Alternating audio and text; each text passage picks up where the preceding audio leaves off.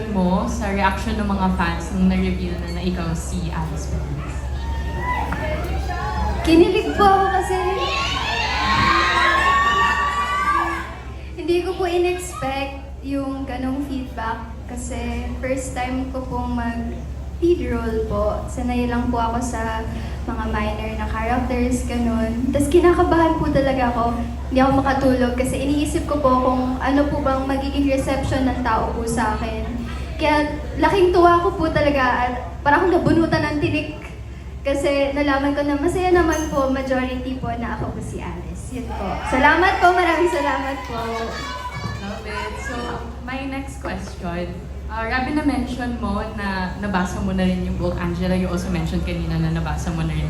So this question, to both of you or anyone else sa cast na nabasa na yung original book, anong scene or anong moment in the original story ang excited kayong i-bring to life?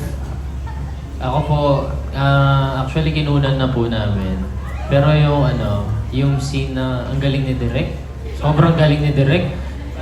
Opo, ang galing. Nagulat ako, parang sabi niya, yung parang ginaguide niya kami kung anong gagawin. Tapos nung part na, yung po kasi, sobrang kakaiba po kasi yung kiss niya. Di ba, pag sa mga wait lang, siyempre.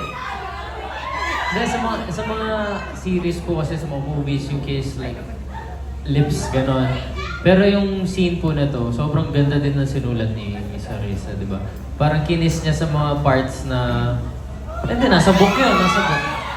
Kinis niya sa mga parts na hindi pa nakikiss sa kanya kasi akala niya, first kiss niya yun. Yun talaga, yun! Ayun. Ayun po, yun po yung favorite scene ko. Abangan nyo kung paano. Ang galing.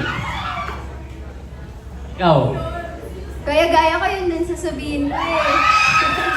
Hindi, pero nung binabasa ko po yung libro, dun ko po unang naramdaman na yung tumili talaga ako while reading it. Ang cute! Kasi hindi mo ine-expect. And may isa pa po akong favorite scene is yung sa acquaintance party po.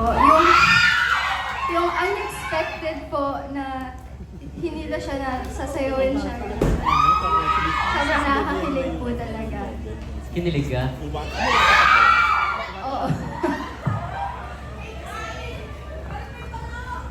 Ha? Kasi Dylan na.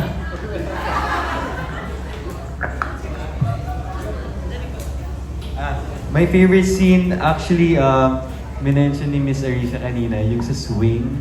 So parang yun yung time na 5 beses pinaiyak ni Direk si Alice and umiyak siya 5 times. And yun, medyo nakakalungkot. Pero isa yun sa mga aabangan niyo.